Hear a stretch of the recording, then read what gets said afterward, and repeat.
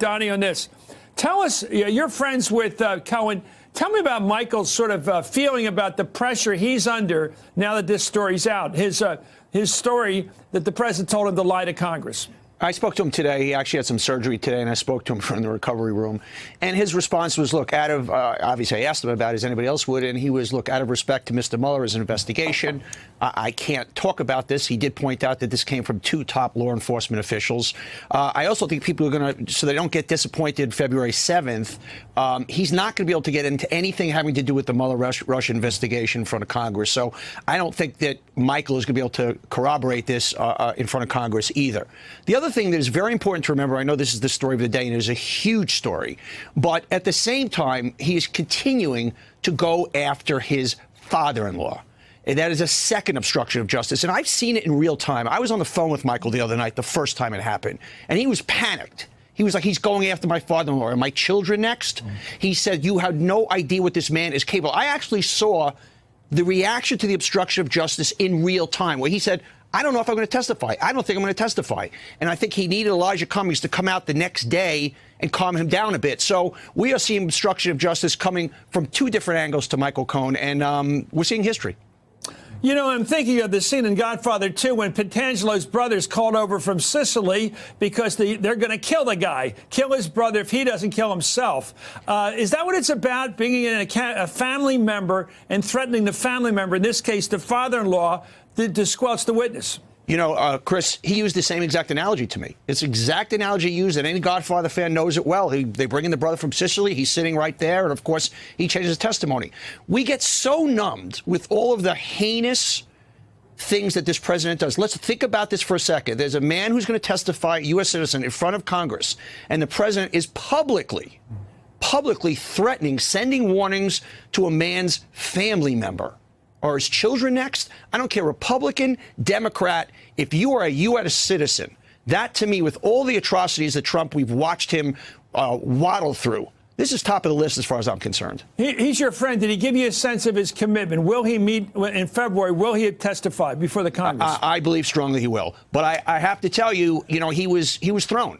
And like I said, that was obstruction of justice in real time. I got a front row seat to it.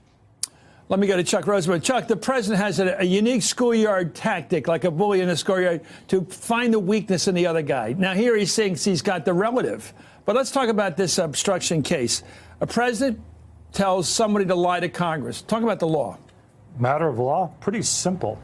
That is suborning perjury. And whether it's under oath or not, whether it's oral or written, whether it's in front of Congress or to the FBI, that's a crime. And prosecutors know how to charge that. It's not that hard. Talk about the evidence here. According to the report in BuzzFeed, there's all kinds of evidence. There's emails, there's all kinds of documents attached to them. There's a couple of other people involved. It's not just the word of Michael Cohen. Nor could it be. I mean, as a matter of law, perjury requires a witness and something else. But as a matter of practice, and the congressman knows this well because he was a prosecutor, you want to corroborate your witnesses however you can, in as many ways as you can, as long as it's truthful and accurate. And so documents, emails, tapes, all that stuff corroborates, in theory, or else Michael it's Cohen. he said. Right, and you wouldn't bring a he said case. It doesn't work, right? You need other stuff. And it sounds like, if the reporting is accurate, that you have other stuff. Let's talk about its materiality here. How material is this to the role of the President of the United States? Did he, to cover up a business deal, told one of his people to lie about it? Is that relevant to his role as head of state, Yes. Chief Executive? Tell me how. This is Watergate plus, right? Watergate was more of a domestic issue, rule of law at stake. The articles involved contempt of Congress, obstruction of justice, and abuse of power. Here, if you step back and ask, why did the president direct Michael Cohen to lie, if that's what he did?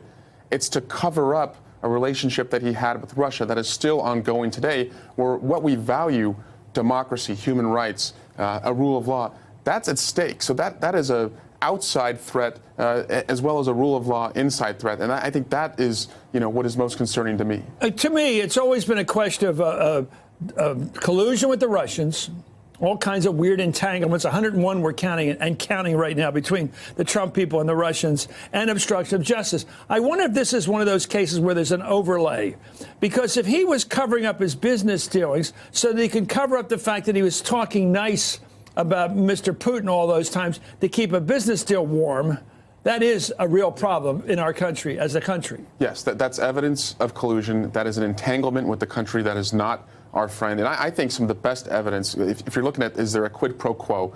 The quo really started to heat up after the Helsinki conference, right? Since Helsinki, where the interpreter's notes were essentially taken away, no other witnesses in the room, he has pulled us out of Syria, he has tried to take us out of NATO, and he's easing sanctions against someone who's involved in the Mueller investigation, Oleg Deripaska. You're a member of the judiciary. Do you believe the president right now has been an agent of the Russians? Yes, I think there's more evidence than he is. Yes, and I think all the arrows point in that direction, and I haven't seen a single piece of evidence that he's not. An agent like in the 1940s where you had people who are Reds, to use an old term, like that. In other words, working for a foreign power. He's working on behalf of the Russians, yes. Okay, as I mentioned, throughout the campaign in 2016, Donald Trump denied having any business interests in Russia. However, according to two law enforcement sources quoted in the BuzzFeed piece, Trump was actively engaged in talks on building a Trump Tower over in Moscow. The sources tell BuzzFeed that Trump had, quote, at least 10 face-to-face meetings with Michael Cohen about the Moscow deal during the campaign and told Cohen to make a meeting with Putin happen in order to help his negotiations. The president wanted to meet with Putin. It's mesmerizing, Shannon. During the presidential campaign, this guy wants to be seen sitting down to do business with a man most people, Americans, see as an adversary. Well, it can speak to the fact that he never thought he was going to win. Right. That he was a businessman. Well, this wouldn't have running helped. A business. Well, right. He was a businessman running a business.